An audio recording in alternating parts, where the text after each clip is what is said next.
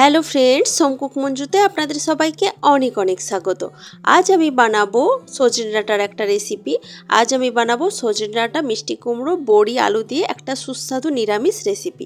এই রেসিপিটি হয় ভীষণই সুস্বাদু এবং স্বাস্থ্যকর। তো এই রেসিপিটি বানানোর জন্য প্রথমে আমি কড়াইতে কিছুটা সরষের তেল গরম করতে দিচ্ছি। সরষের তেলটা ভালো মতো গরম হয়ে যাওয়ার পর আমি এই তেলের মধ্যে ভেজে নেব বড়ি। বিউলির ডালের বড়ি নিয়েছি আমি এখানে ভেজে নেওয়ার জন্য। সুন্দরভাবে লালচে লালচে কালার আসা পর্যন্ত ভালোভাবে বড়িগুলোকে ভেজে নিতে হবে। তো বড়ির গায়ে কিন্তু বেশ সুন্দর একটা কালার চলে এসেছে। এখন আমি বড়িগুলোকে কড়াই থেকে তুলে রাখবো। এখানে সামান্য কিছুটা তেল রয়ে গেছে, এই তেলেই আমি বাকি রান্নাটা করে নেব। তো তেলের মধ্যে আমি প্রথমেই শুকনো লঙ্কা, তেজপাতা আর 5 ফোড়ন দিয়েছি ফোড়ন হিসেবে। এই ফোড়নটা থেকে ভীষণই সুন্দর একটা গন্ধ বের হবে। তখন আমি এর মধ্যে দিয়ে দেব মাঝারি সাইজের টুকরো করে কেটে রাখা আলু।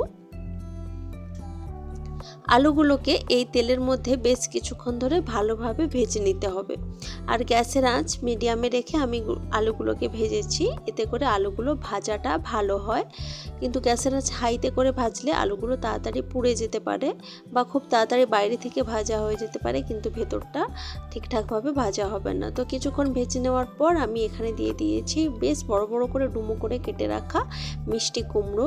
আলু আর মিষ্টি কুমড়ো এখন একসাথে ভালোভাবে ভেজে নিচ্ছি।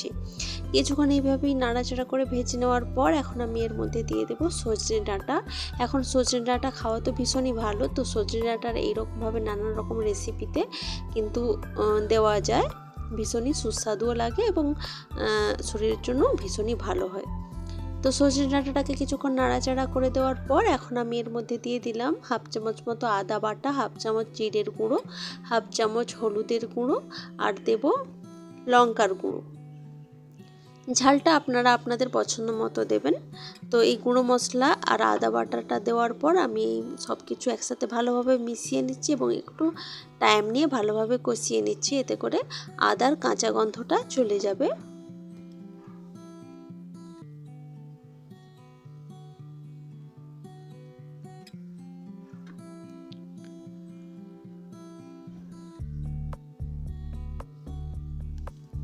তো বেশ কিছুক্ষণ খুব ভালোভাবে এটাকে কিন্তু কষিয়ে নিলাম। এখন আমি এর মধ্যে দিয়ে দেব পরিমাণ মতো জল। খুব বেশি জল দেওয়ার প্রয়োজন নেই, কারণ আলুর টুকরোগুলো একটু ছোট করে কেটেছি আর কুমড়োর তো খুব তাড়াতাড়ি রান্না হয়ে যায়, তো খুব বেশি জল দেওয়ার কিন্তু প্রয়োজন নেই। একদম অল্প করেই আমি জলটা দিয়েছি। অল্প জল দিয়ে সব কিছু একসাথে খুব ভালোভাবে মিশিয়ে নিচ্ছি। এখন আমি এর মধ্যে দিয়ে দেব স্বাদ মতো নুন। নুন দেওয়ার পর সব কিছু আরও একবার ভালোভাবে মিশিয়ে নিচ্ছি। এরপর আমি এটাকে ঢাকা দিয়ে দেব ভালোভাবে সেদ্ধ করে নেওয়ার জন্য।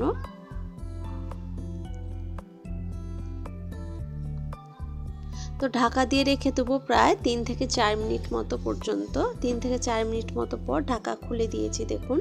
আর গ্যাসের আঁচটা মিডিয়ামে রেখেছি, সেই জন্য কিন্তু জলটা পুরোপুরি শুকনো হয়ে যায়নি, কেন কি বড়ি দেব, সেই জন্য জল কিন্তু একদম শুকনো করে নেওয়া দরকার নেই, বা শুকনো করে নিলে তখন বড়িটা সেদ্ধ হতো না। তো আলু আর কুমড়ো একটু চেক করে নিলাম সেদ্ধ হয়েছে কিনা। তারপর এখানে আমি যে ভেজে রেখেছিলাম প্রথমেই বড়িগুলো, বিউলির ডালের বড়িগুলো, সেই বড়িগুলো দিয়ে এখন একসাথে সব কিছু খুব ভালোভাবে মিশিয়ে নিচ্ছি। সামান্য যে জলটা রয়ে গেছে ওই জলটা কিন্তু বড়িটাই পুরো টেনে নেবে। এরপর আমি দিয়ে দিলাম সামান্য ভাজা জিরের গুঁড়ো। ভাজা জিরের গুঁড়োটা দেওয়ার পরও সব কিছু একসাথে মিশিয়ে নিচ্ছি। এটা একটা নিরামিষ রেসিপি, এইরকম রেসিপিটি কমপ্লিট হওয়ার আগে পুরোপুরিভাবে একটু ভাজা জিরের গুঁড়ো ছড়িয়ে দিলে খেতে কিন্তু ভীষণই টেস্টি হবে। তো ভাজা জিরের গুঁড়োটা সব কিছুর সাথে দিয়ে ভালোভাবে মিশিয়ে আমি ঢাকা দিয়ে রেখেছিলাম 1 থেকে 1.5 মিনিট মতো পর্যন্ত।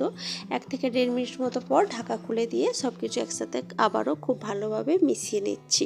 এরপরই কিন্তু আমার রেসিপিটি একদমই রেডি।